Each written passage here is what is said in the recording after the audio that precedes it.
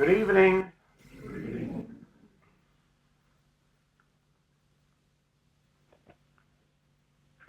Last night, a very serious subject came into our class.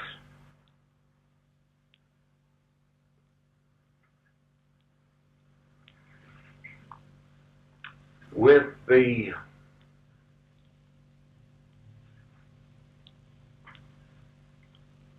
thought that there are no material powers, no material solutions to the problems of the world.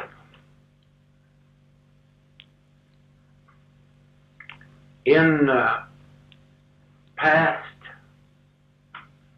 generations, it was always possible to seek for a larger power than was known, just as we used gunfire and machine guns,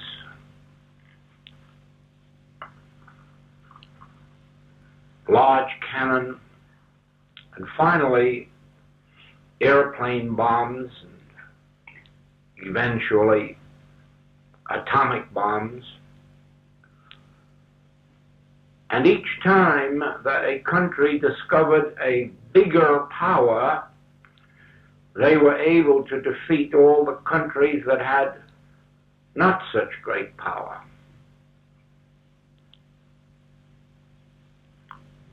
But now we have come to a place in history where not only there may be no greater powers to discover than we already have, but even if there are greater powers, we can't use them because they destroy those who use them as well as those that they use them against. And so no one today dare use even the powers that we already have. And so if we are not to have power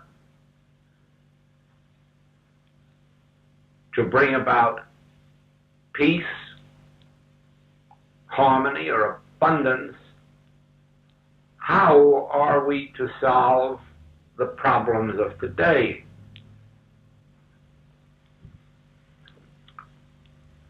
There is no way in the human scale, because the only power that has been known to mankind for 5,000 years to solve its problems has been wars. Nobody in 5,000 years has ever discovered anything new. Every major problem in the last 5,000 years has been settled with a war.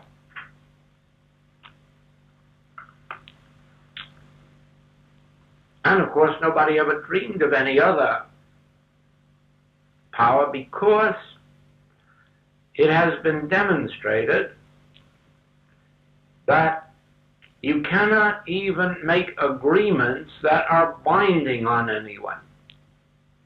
There have been international agreements among nations for hundreds and hundreds of years.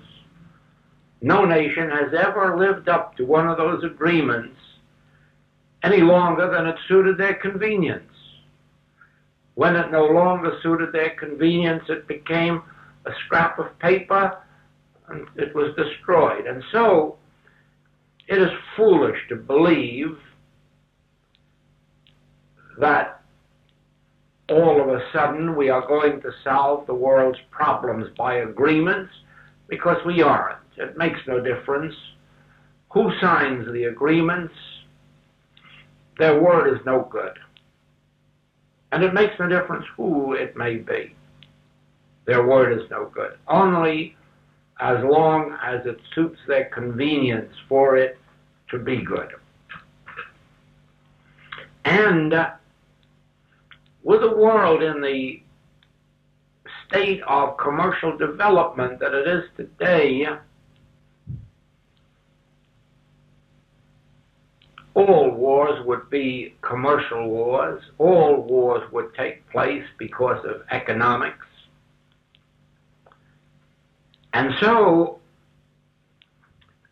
since the reason for wars are becoming more acute than ever before, and because we can't use wars anymore, because of the tremendousness of the powers that are involved, we are at a stalemate in the human scene.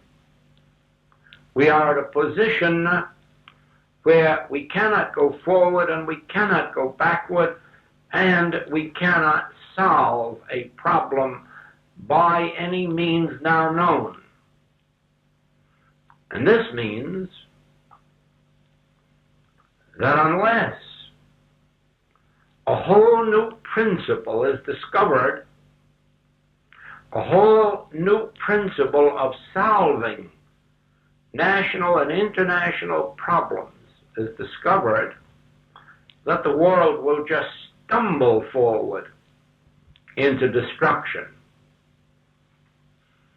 It really makes no difference whether the destruction is from bombs or whether the destruction is from being taken over by a new form of slavery, or even if the world should be taken over by organized ignorance. The effect would be disastrous to the world, and every thinking person should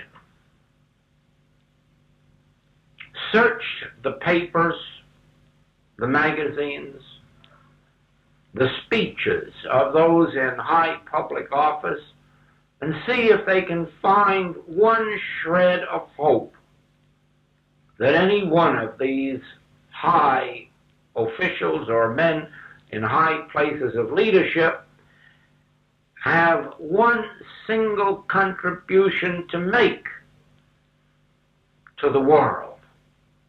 And you will soon discover they are not even promising a solution. Not even promising. And that is something new in the world's history, because heretofore men in high places always promised, at least, that if they were in office or could get in office, that they had a solution, but none of them now even claims to have a solution. And so it is that everyone needs to ask themselves, if there is no human solution, does that mean that there is no solution? And they will soon discover, if they are on this spiritual path, that it does not mean that at all. We have witnessed in this work, you have witnessed, some of you in your experience, that when there were conditions in your life insurmountable by human means, that you have discovered a spiritual means with which to meet the situation. It may have been a disease, it may have been some form of lack or limitation, some form of unhappiness, but when you came to a place in your experience where there was no more material means to look to, when there was no human solution to your particular problem, I'm sure that most of you have discovered that there is a spiritual solution, and it has brought forth harmony where no human or material solution to the problem was evident. That is the history of surely several millions of families who have turned to metaphysical and spiritual teachings and found the solution to their problems, a solution which could not otherwise be found. And now that the world is crying out for a solution to national and international problems, and in many ways discovering that there are no human solutions, the question must arise in your thought as to whether or not there isn't a spiritual solution. Now, in the States, this has been so apparent for the last 10 years. The public have been so convinced that there is no human solution that they are filling the churches over there. Churches are no longer empty in the States or half filled. They are crowded. Churches of all denominations are crowded. More than 50% of the population is voluntarily going to church regularly. Now, of course, the church offers no solution, and it has no spiritual power to offer. And people are going there not because there is a solution there, but because there is a conviction that there is no human solution, and they hope to find the solution in their churches. Now, there must be groups of people on the face of the earth who have risen above sectarianism, denominationalism, even above nationalism, even above the nonsensical belief of my country, right or wrong, my country. There must be people who think in terms of God as the one Father and of all men as constituting a brotherhood, and who are willing to rise above the differences of human experience and let themselves be instruments for God's power, God's presence, to be made evident on earth. Our particular function is in our work of the infinite way, is the attaining of God realization, the attaining of conscious union with God. In case you ask, for what purpose? The answer is this. And I ask you now to hear this very clearly, to understand it.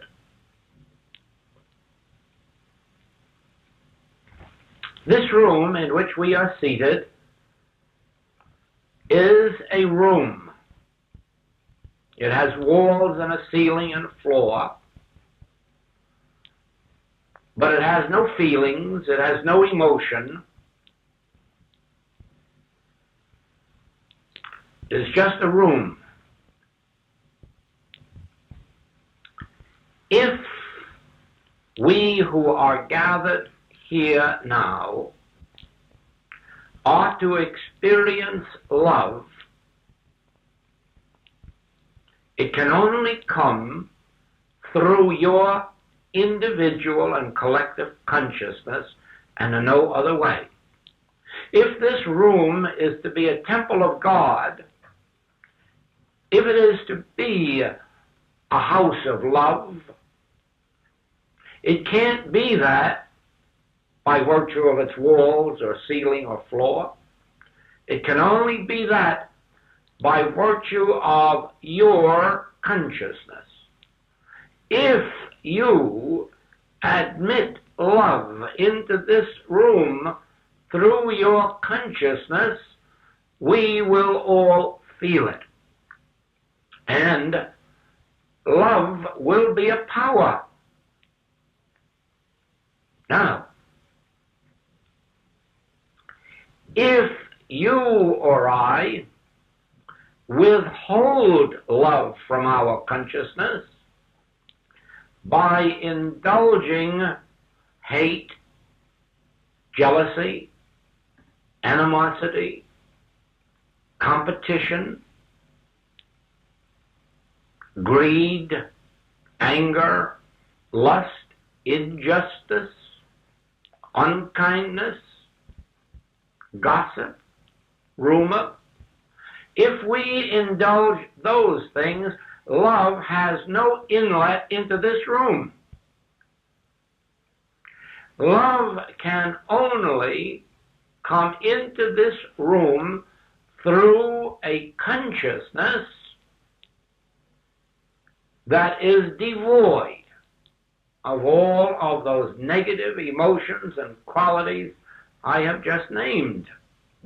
In other words, we must be able to sit here saying, I want nothing that you have. I know that you want nothing that I have. Therefore, just let us sit here and let God enter this room and have his way. Now, behind all of this is a truth that has been withheld from the world for more centuries than we can count. And that is this. In spite of God's omnipresence, there is no God in this room until we, through our consciousness, admit God here. In other words, God is not a blank. God is not an empty space. God is an activity and a substance of consciousness and can only be expressed through consciousness. In other words, let us assume for a moment that Jesus Christ is on earth. And we have discovered that he is somewhere within 1,000 miles of here. How quickly do you think we would all be making arrangements to go where he is and to sit in his presence? Overnight, we would be begging, borrowing, and maybe stealing the money to get there. Why? Because we would know that wherever he is, the presence of God, the presence of love, is being made manifest. But if God is everywhere, why do we have to go where he is? Why can't we stay some other place and find God? We can, if we know somebody else who is willing to be an instrument through which God flows, because God is no respecter of persons. But the point is, you cannot find God except where you can find an individual willing to let God through. God is kept out of the world by human consciousness, and that is why you can have murders, robberies, rapes, arson, all the crimes in the calendar, dictators, tyrants, cruelties, poverty. Why can you have this? Because where there is only human consciousness, God cannot enter the world to change those conditions. And it is only where there are individuals willing to let God through. But you say, aren't all men willing to let God through? No. Most men and most women will not give up their personal animosities or jealousies or rivalries or greeds or lusts to let God through. They will not give forgiveness to the sinners. It is so much easier to be self-righteous and to be holier than thou and to feel kind of holy while doing it. It is so difficult to say to the woman taken in adultery, neither do I condemn thee. It is so difficult to say to the thief on the cross, I will take you with me into paradise this very night. It is so difficult to pray for our enemies, Father, open their eyes and forgive them. They know not what they do. And so humanity would rather hold on to those thoughts of revenge, vindictiveness, judgment, criticism, condemnation, and thereby blot out God. Because the way is straight and narrow. No individual can be an instrument through which God reaches the earth unless they are willing to live without the personal sense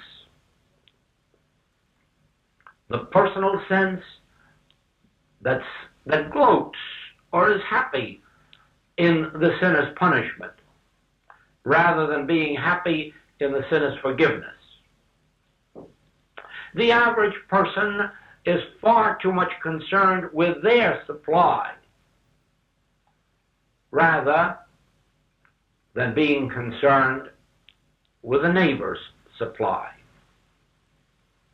This is not only true individually, this is true collectively, this is true nationally.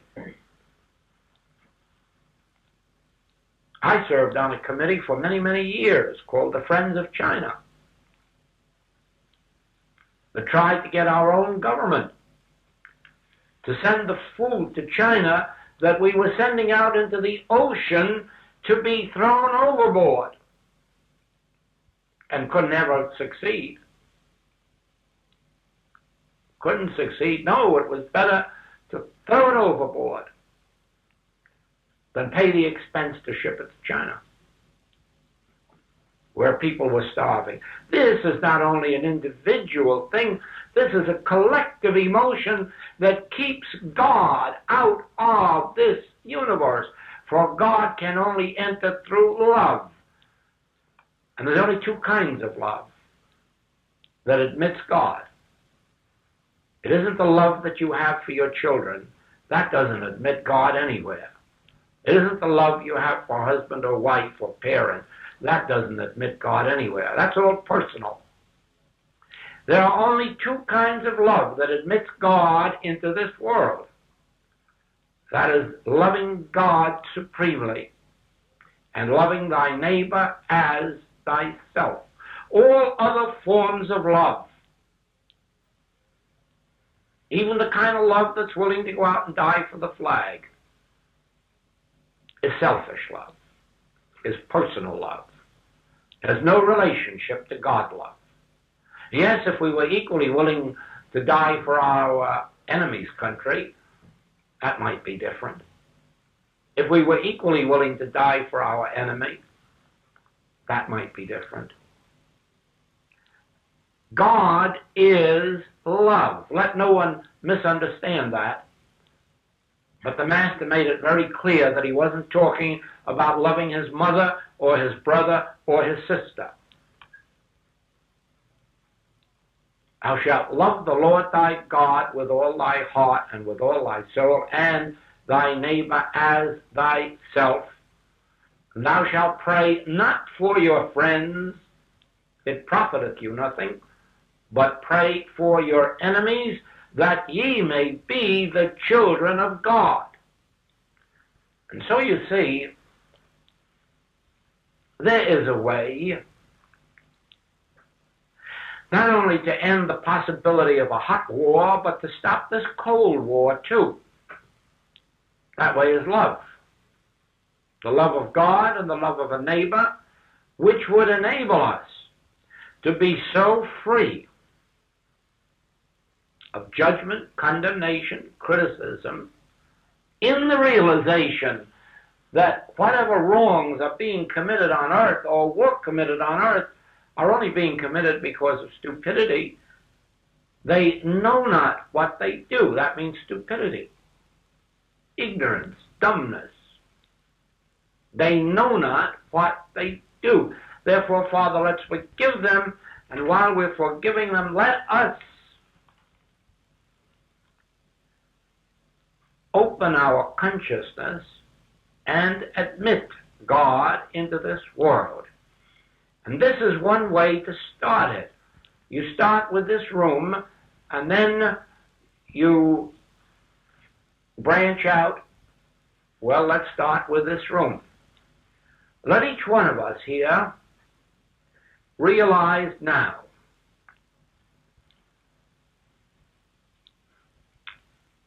I am not seeking anything of anyone in this room. I am here only for one purpose, seeking the realization of God, seeking an understanding of truth, seeking an awareness of God's presence, seeking to know God aright. I am here for only one purpose, that God may use me, that God may flow through me. If possible, heal my neighbor. If possible, forgive my neighbor. Not me, but the God power flowing through me. That the presence of God in me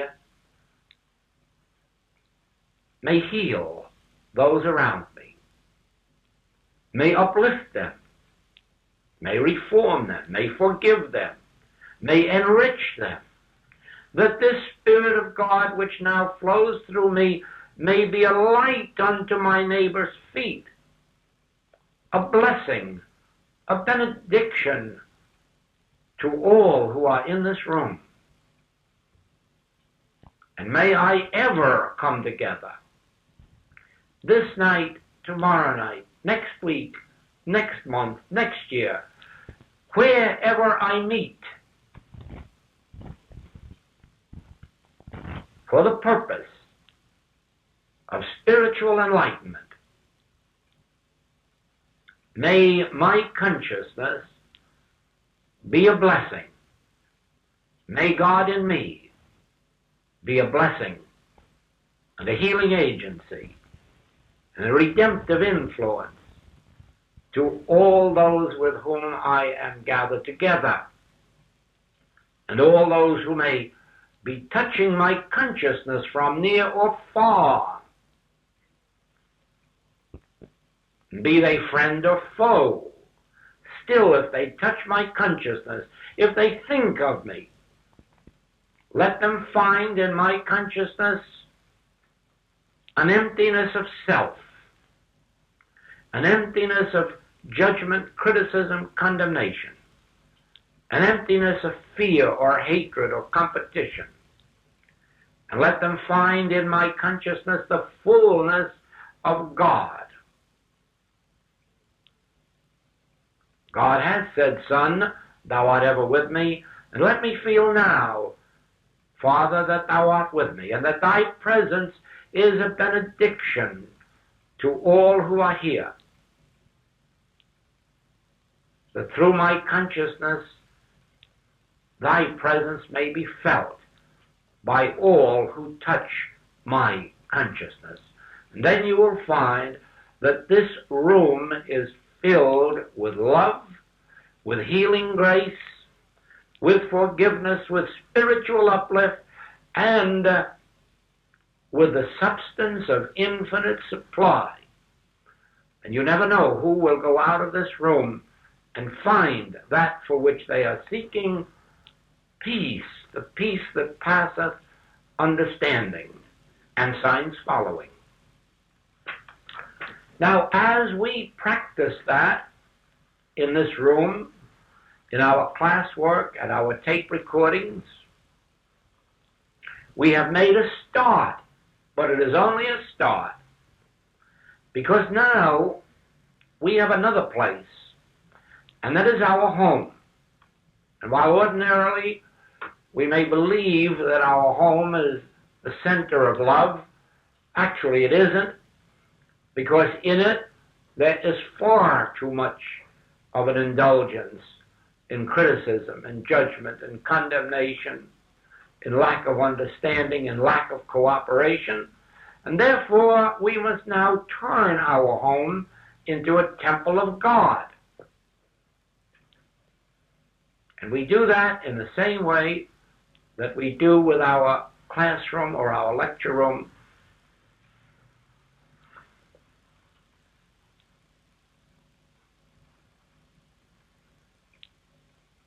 This is my home, Father. This is thy home. For where I am, thou art. And this must be done every day. Every day we must remember that my home is God's home, because the earth is the Lord's and the fullness thereof. And Father, this is thy home. This is thy abiding place. Fill every corner of it with thy presence. Let love reign here. And let me be an instrument through which thy presence finds entrance into this home.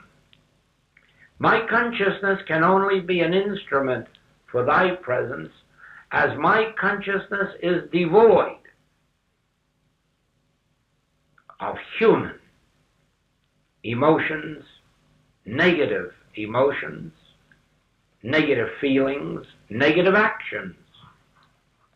Only in proportion as I resist the human temptation to be uncooperative, to be critical, only as I resist the temptation to withhold from any member of this household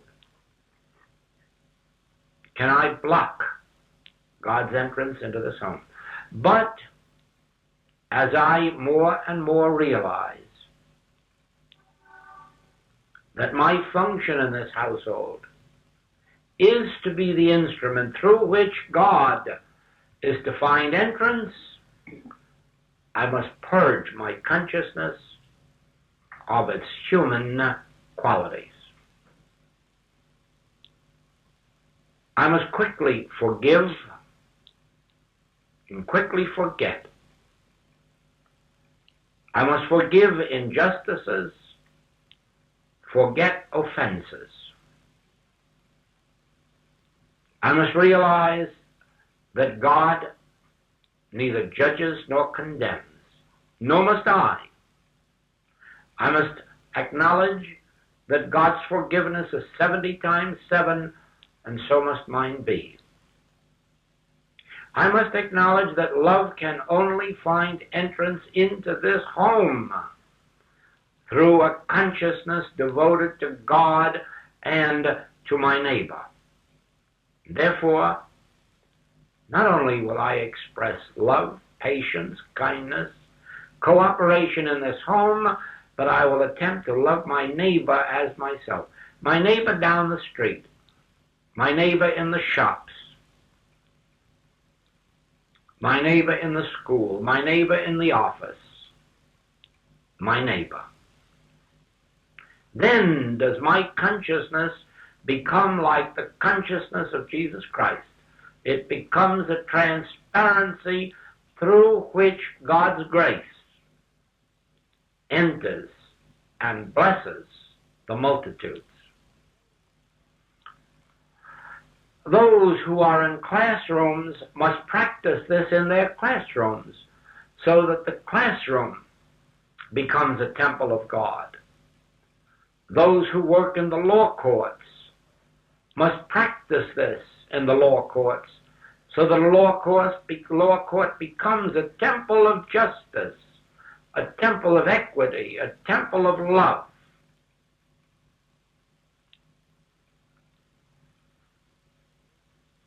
Regardless of where we live or work,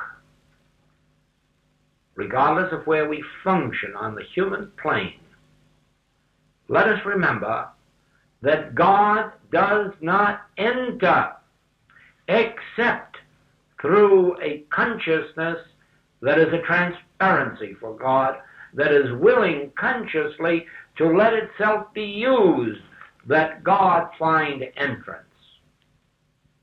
Practice it, sitting in your chair here, to remember, now my consciousness, which has in it nothing but love, no desire for gain, no desire for glory, now, in this uplifted moment, my consciousness is a transparency through which God is flowing into this world.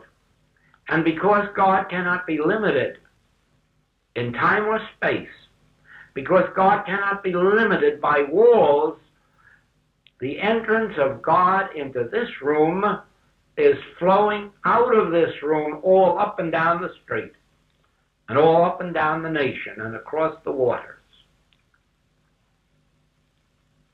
Just give God a tiny crack to enter this world and see how quickly that love will encircle the globe, faster than sound, faster than light. But there must be an entrance into this world for God, or else God is kept outside. And you can tell, you know right well, you've read the paper today, 418 deaths on the highways of the United States on the 4th of July. People ostensibly going out for pleasure and becoming the means of death and destruction. Why? Because God wasn't being admitted into their world. Because where the presence of the Lord is, there is fulfillment. Where the Spirit of God is, there is liberty. But you see, it hasn't been taught for centuries that the presence of God and the Spirit of God is only where it is consciously admitted through an activity of your consciousness. Unless you consciously declare, I am an instrument and a transparency through which God's grace blesses mankind, friend and foe. My consciousness does not condemn the sinner. My consciousness does not seek vengeance, but lives for forgiveness. And therefore, through my consciousness of love, God can enter this room, this universe. And then the presence of God becomes a blessing and a bounty. Do you not see that if there are a few of us, it is said that if there are 10 righteous men in a city, the city will be saved. Do you not see that if we have a group in the States and a group in England and a group in Holland and a group in Germany and a group in Switzerland and a group in Africa or Australia, New Zealand, daily opening their consciousness, daily declaring, I am not in this world to get something, to acquire something, to achieve something. I am in this world as an instrument of God. I am here to bear witness to God's presence. I am born only for one reason, that God through me may be made manifest on earth. I am born for the glory of God, not for my personal glory, not for my personal reputation, not for my personal wealth. I am born that God may be glorified. Do you not see then that all of your own good will be added unto you without any conscious effort? You will never have to take thought for your life, what you shall eat or what you shall drink or wherewithal you shall be clothed. That will be done for you as you give your life to living it to show forth God's glory. Never, never will you have to be personal for yourself. Never will it be necessary for you to take thought about your future. Your future will be in God's hands while you are about His business of being a transparency through which God becomes evident on earth as it is in heaven.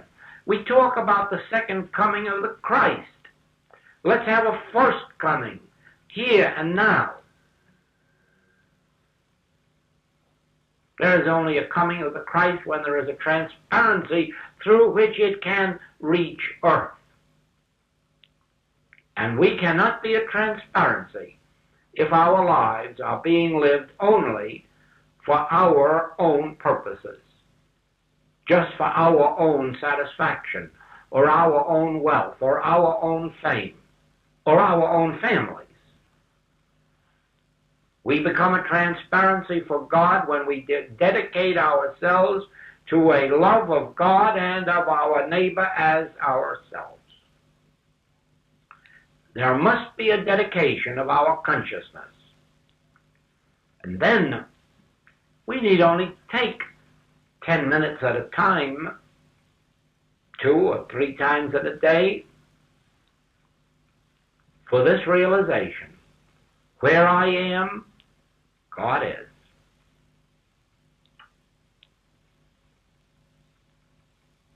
I bring no condemnation into this world, neither do I condemn thee. Thy sins be forgiven thee. And to every storm, peace, be still. In the name of the Father, peace, be still.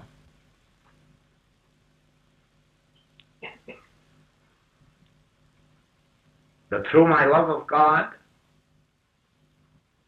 and of my neighbor, that love may flow through my consciousness and bless mankind and forgive mankind and uplift mankind and free mankind, my enemy and my friend, that my enemy also may be freed of lust and greed and hate and fear and doubt and atheism, that God's grace may touch their consciousness and awaken their soul. And do you not see that this is the only means whereby God can find entrance to the earth as it is in heaven, to where God's reign can take place on earth as it is in heaven? Our consciousness must be the transparency through which God reaches the earth. We have an example of it in every window. Every window is a transparency through which the light can be permitted to enter what would otherwise be darkness. So every consciousness that is dedicated to the love of God and the love of neighbor becomes a window, becomes a transparency through which the light of truth, the light of love, the light of life enters this world and establishes the reign of God on earth as it is in heaven.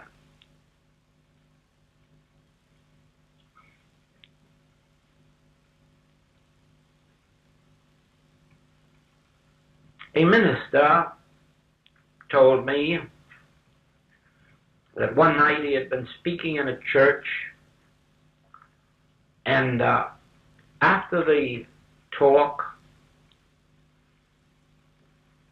a woman in a wheelchair, a crippled woman, came up to him and said, "Oh, I would like to do so much for the world, as you have described it. Won't you tell me something that I can do sitting in a wheelchair that would help this great cause?" And this minister said to me, "Do you know what was in my mind at that moment?" And I said, "No."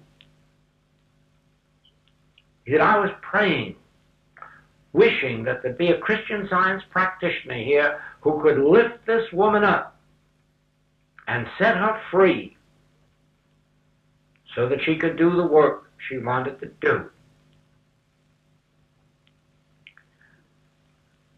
Why was he thinking of a Christian Science practitioner instead of a minister or a priest or a rabbi?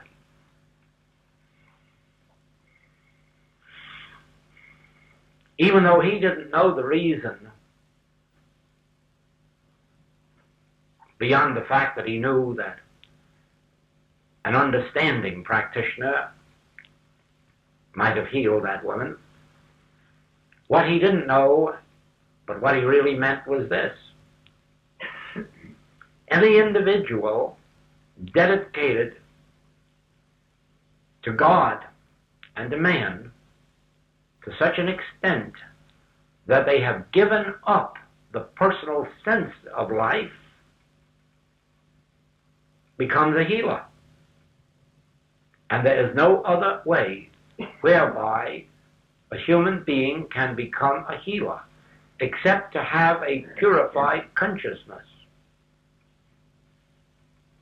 And so it is that one individual whom he recognized as a Christian Science practitioner, whom we recognize as any practitioner dedicated to God, that only through the consciousness of such an individual can healing come.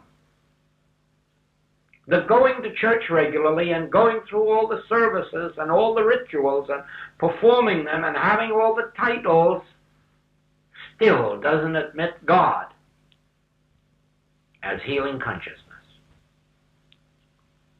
Only those who have come to a life devoid of a desire for self-will, self-glory, self-riches, self-righteousness, only that state of consciousness becomes the transparency for healing. All other consciousness is just human consciousness, meaning me and mine. I, me and mine. I, me and mine. That's human consciousness, and it is not a healing consciousness. But a healing consciousness is your consciousness or mine in proportion as we give up the personal sense of life and make of our lives a love of God and a love of our neighbor, but remembering that since there is but one God, every man is our neighbor, for every man is our brother. You start to be a healer the very moment you start to consciously be a transparency through which God reaches the earth. The very moment in which you start to practice being a transparency, in that moment you have started the development of your healing consciousness. And when you reach the point that it becomes automatic with you to have in your heart no judgment, no criticism, no condemnation, no thought of self-gain, self-profit, self-righteousness, when you reach that point where even in a measure you are living that kind of an inner life, you'll find that healings take place even without your giving a treatment. Just by those around you coming into contact with you and finding that consciousness of love, forgiveness, giving, sharing, cooperating.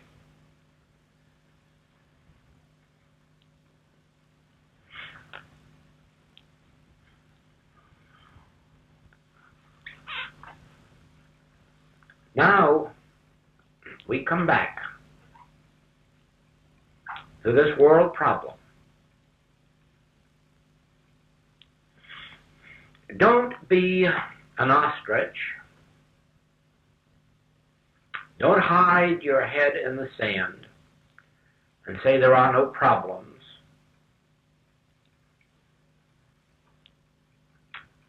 And that all is light and all is love. Because you may be indulging in an escape complex. Rather, face this world, face the problems that this world is going through, and be willing to ask yourself, since I know that all of these people, regardless of their goodwill, all of these leaders, are finding it impossible to find a solution, yet I know that where God is, there is no problem. Where God is, there is peace. Where the Spirit of the Lord is, there is freedom. In thy presence is fullness of life and joy.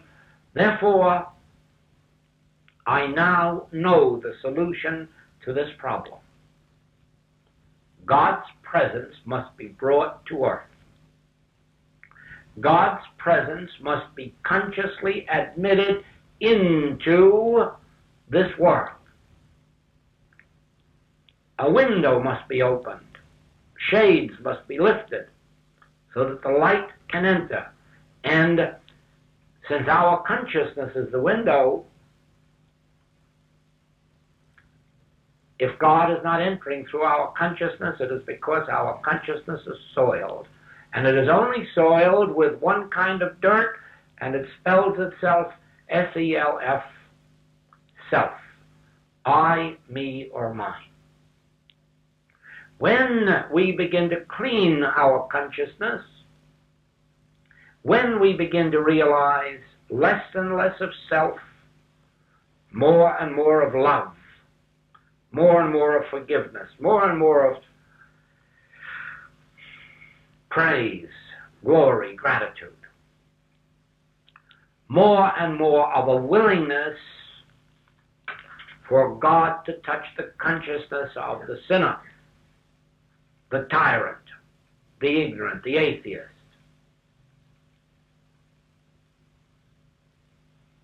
If I can open a tiny crack in my consciousness, one tiny little speck of a crack for God to get in, God will so multiply itself over the face of this earth that it will be literally proven that where 10 or more are, where 10 righteous men are, the city will be saved. Just let 10 of us open our souls, open our consciousness. But that means dropping the sense of self, self-righteousness, self-condemnation, self-criticism,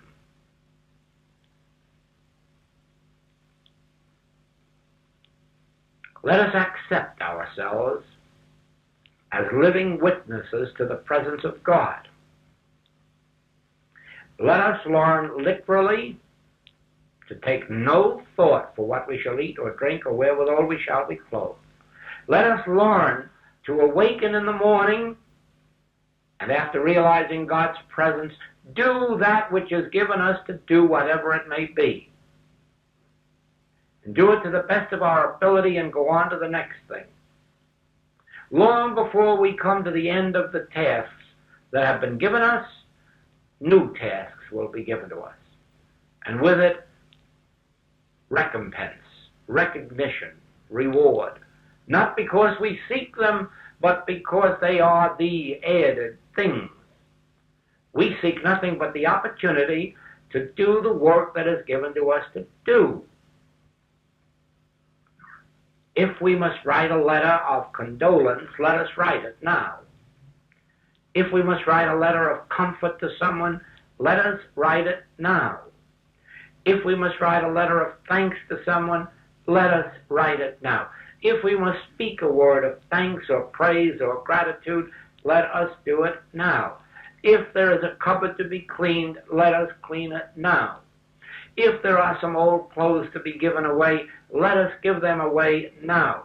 Let us do each day the task that is given us to do, regardless of how mundane it may appear to be.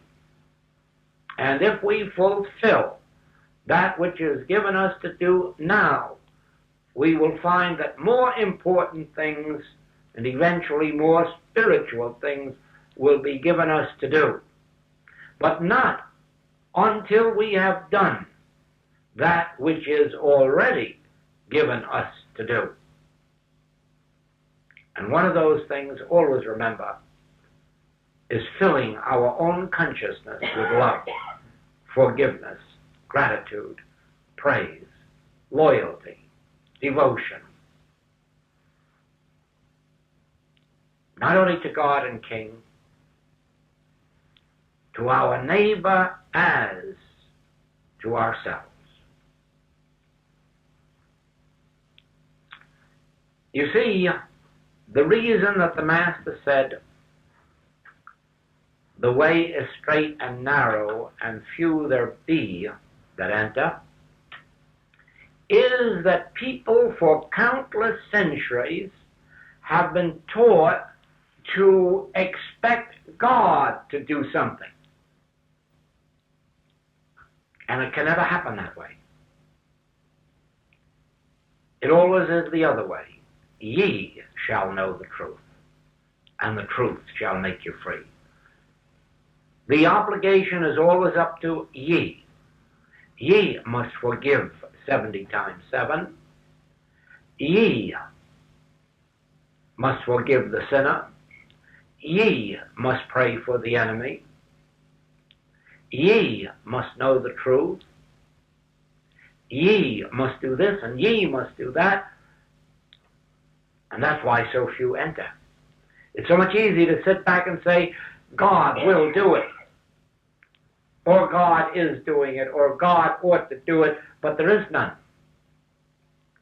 There is none. It is we who must make ourselves a transparency through which God may enter the scene. And we have to do that within ourselves. Physician, heal thyself. And we who would be physicians to the world, spiritual ministers to the world, we must heal ourselves, cleanse ourselves, minister unto ourselves, until our consciousness is purged of self, and we can be a transparency through which God's grace reaches the earth.